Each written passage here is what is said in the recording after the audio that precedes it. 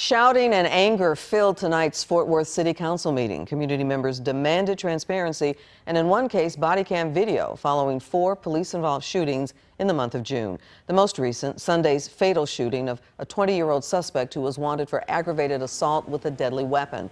Police say 3 officers and the armed suspect all fired their guns when police were trying to arrest him on a felony warrant. Fox 4's Macy Jenkins was at the meeting. Macy. Good evening, Clarice. Now, several speakers took the podium inside City Hall, furious at city leaders and the police department here in Fort Worth after Sunday's shooting. Now, the mayor pro tem had to pound his gavel several times to try to get control of the chamber. And meanwhile, in the crowd, we heard everything from chanting to screaming to crying. Pastor Price don't give a damn about you and nobody else. Community members have taken their frustrations over Sunday's fatal Fort Worth police shooting to the city council.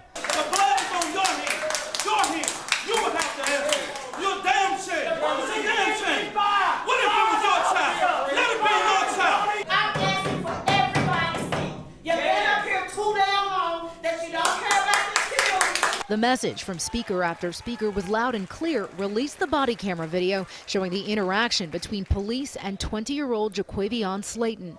Like Richard Nixon and Watergate, we want those tapes.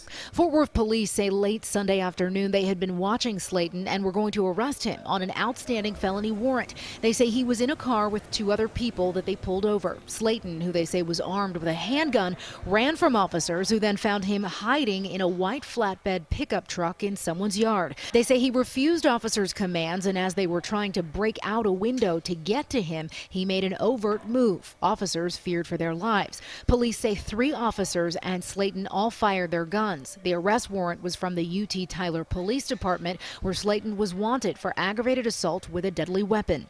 And they say he was to be considered armed and dangerous.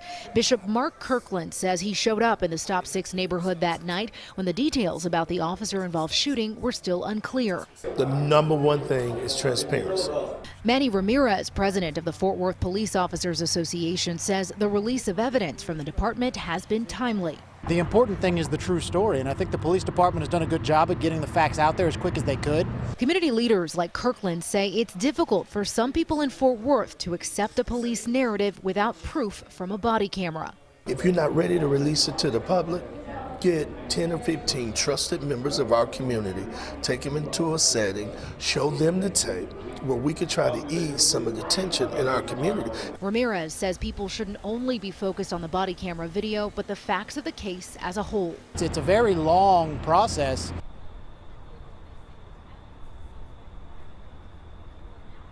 Now tonight, the city council members could not respond to the speakers because this topic was not on the agenda. But earlier today, Councilmember Gina Bivens says she wants everyone to be prepared in case the evidence that's released is not exactly what people expected or what they wanted to see.